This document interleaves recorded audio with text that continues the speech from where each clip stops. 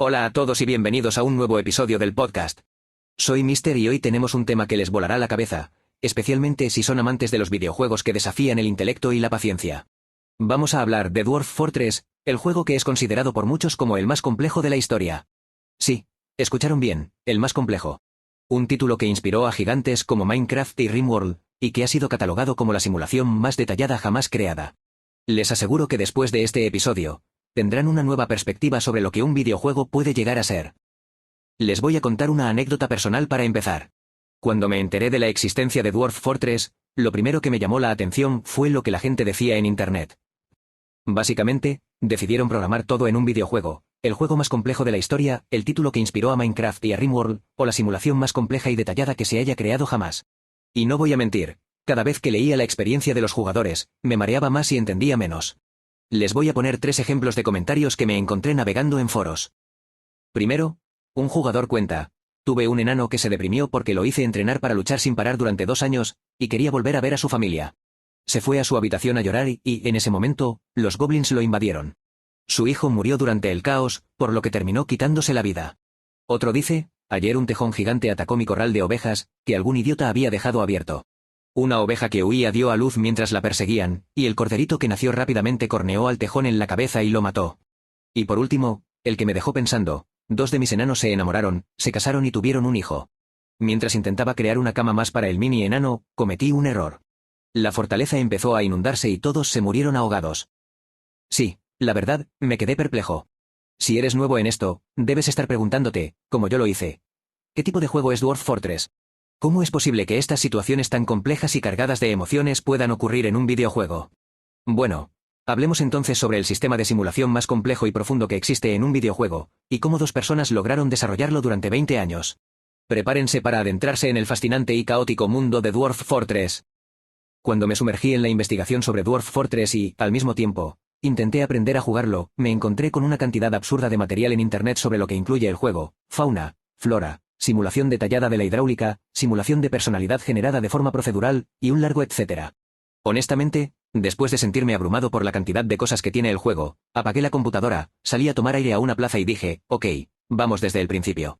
Porque sí, cuando uno se enfrenta a un monstruo como Dwarf Fortress, lo mejor es ir de a poco, como si te enfrentaras a un gigantesco rompecabezas que, de entrada, parece imposible de resolver. Entonces, ¿qué es Dwarf Fortress? Para responder esta pregunta, primero hay que aclarar que los desarrolladores lo describen como un simulador de un mundo fantástico. Pero podríamos considerarlo también como un videojuego de simulación de colonias. Imagínense The Sims, pero con una vista desde arriba y sin torturar ni matar personas. Sería eso. En términos simples, Dwarf Fortress significa fortaleza enana, y justamente el juego trata de construir y gestionar una fortaleza controlando a 7 enanos en un mundo fantástico. La idea principal es mantener esa fortaleza e intentar que los enanos sobrevivan a lo largo del tiempo, enfrentando todo tipo de desafíos. Hasta aquí, todo suena bastante estándar, ¿verdad? Entonces, ¿qué lo hace tan complejo o en qué se diferencia del resto de los juegos de simulación?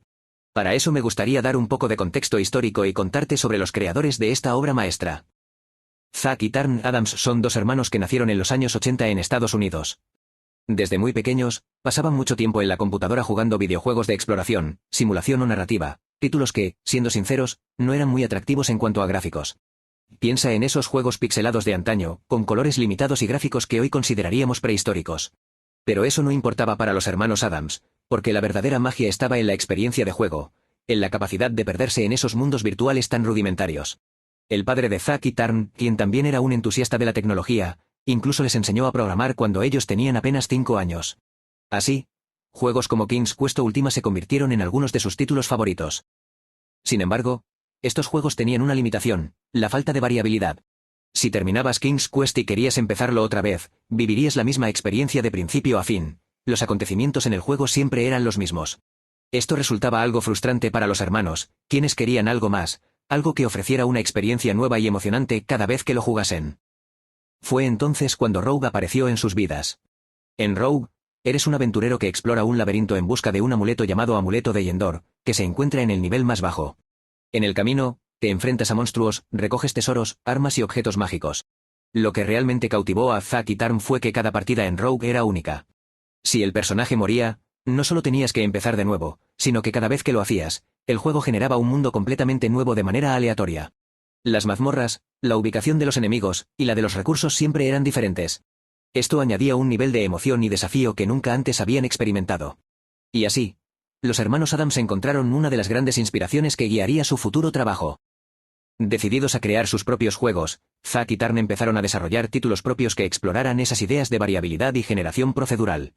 Fue en el año 2000 cuando les pareció buena idea que otras personas jugaran sus creaciones, y abrieron la página web Bay 12 Games.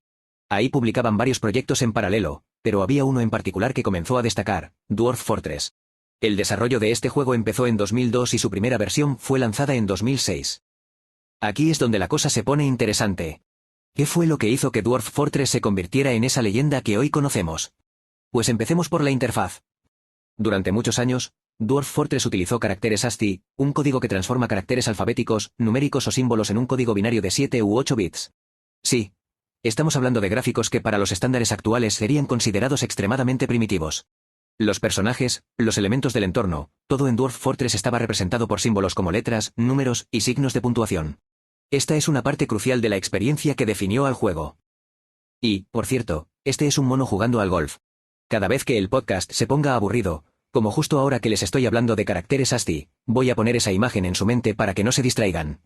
Así que sigamos. Cada uno de esos símbolos en Dwarf Fortress significaba algo diferente, ya sea un personaje, un estado de ánimo, un elemento de la naturaleza, etc.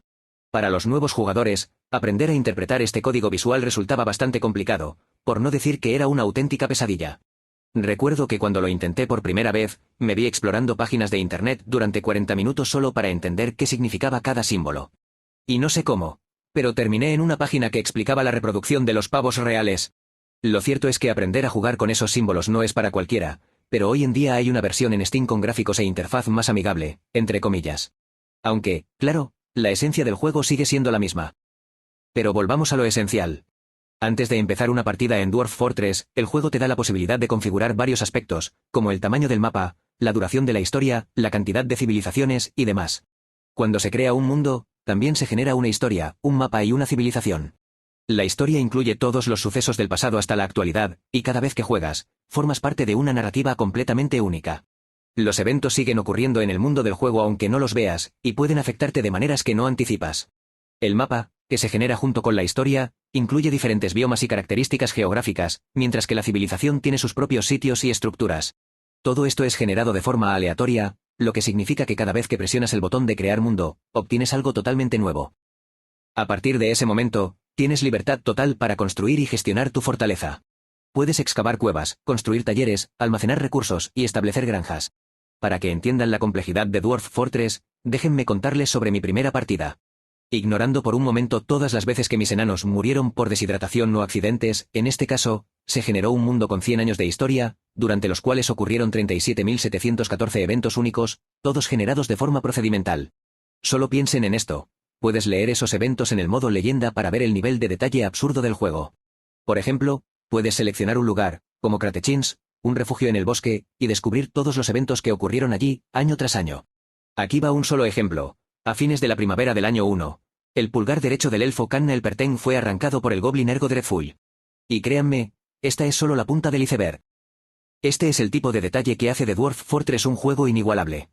Cada lugar, figura histórica, civilización y demás ítems tienen sus propias descripciones, que evolucionan a lo largo de los años en un mundo único e irrepetible para cada jugador, y para cada partida. Ahora, hablemos un poco sobre las mecánicas y simulaciones que hacen de Dwarf Fortress una experiencia tan rica. Las mecánicas son las reglas y sistemas que determinan cómo funciona el juego y qué acciones puedes realizar como jugador. Por ejemplo, en Dwarf Fortress, puedes asignar tareas a tus enanos, como talar árboles, minar minerales, construir estructuras o incluso crear obras de arte. Cada acción que tomas afecta a la economía, la moral y la supervivencia de tu fortaleza. Pero donde Dwarf Fortress realmente se destaca es en sus simulaciones. Una simulación, en este contexto, es una representación de un sistema dentro del mundo virtual del juego. Intentan imitar el comportamiento de sistemas reales como la física, la economía, el clima o incluso el funcionamiento del cuerpo humano. Y créanme, Dwarf Fortress lleva esto a un nivel casi delirante. Tomemos como ejemplo la simulación de fluidos en Dwarf Fortress. El juego incluye fluidos como agua, leche, sangre, magma y hasta bebidas alcohólicas. La simulación de estos fluidos se acerca a lo que conocemos como la mecánica de fluidos, una rama de la física que estudia cómo se comportan los líquidos y gases en movimiento. El juego simula cómo los fluidos fluyen, se filtran y se mezclan. Esto significa que, si cavaste una mina y accidentalmente perforas un río subterráneo, el agua puede inundar toda tu fortaleza si no has construido barreras adecuadas. Ahora, permítanme hacer una pausa para una reflexión más profunda. Hemos hablado de cómo dos personas, con recursos limitados, crearon una simulación tan detallada y compleja como Dwarf Fortress. Esto nos lleva a una pregunta fascinante: si con la tecnología actual ya podemos crear mundos virtuales tan intrincados, ¿qué podremos lograr en el futuro con las nuevas inteligencias artificiales? Las IA están evolucionando a un ritmo acelerado, y cada vez son más capaces de crear simulaciones y juegos que son no solo más complejos, sino también más realistas. Imagina un futuro en el que los juegos y simulaciones no solo replican la realidad, sino que la superan en detalle y complejidad. Un futuro donde cada personaje no jugador, NPC, tiene una vida, sueños y miedos propios, donde el clima y la geología se simulan de manera más precisa que en la vida real. Tal vez los videojuegos del mañana serán indistinguibles de la realidad, y si es así, ¿quién nos dice que nosotros mismos no estamos viviendo en una simulación creada por alguna inteligencia superior? Piensen en esto. Si podemos programar un juego como Dwarf Fortress, con enanos que tienen emociones, relaciones y destinos tan trágicos como cualquier tragedia griega, ¿no podríamos estar nosotros también programados de alguna manera en una simulación cósmica mucho más avanzada? Es una idea que ha sido explorada por filósofos y científicos, la hipótesis de la simulación, que sugiere que lo que percibimos como realidad podría ser, de hecho, una simulación increíblemente avanzada creada por alguna civilización mucho más avanzada que la nuestra. Tal vez cada uno de nosotros es una línea de código en un juego gigantesco, con emociones y decisiones que, aunque se sienten reales, podrían estar predeterminadas por una lógica o programa superior. Y ahora, después de haber reflexionado sobre esta posibilidad tan alucinante, quiero invitarles a hacer algo muy sencillo pero muy importante. Si les gustó este episodio, si estas ideas les hicieron pensar o si simplemente disfrutaron aprendiendo sobre Dwarf Fortress, no olviden suscribirse al canal, dejar un like que nos ayuda muchísimo a seguir creciendo. Y comentar qué opinan sobre todo lo que hablamos hoy. ¿Creen que vivimos en una simulación? ¿Qué tipo de juegos piensan que podríamos ver en el futuro con el avance de la IA? Me encantaría leer sus comentarios y saber qué piensan. Gracias por acompañarme en este viaje por el juego más complejo de la historia y en esta pequeña excursión filosófica. Nos vemos en el próximo episodio.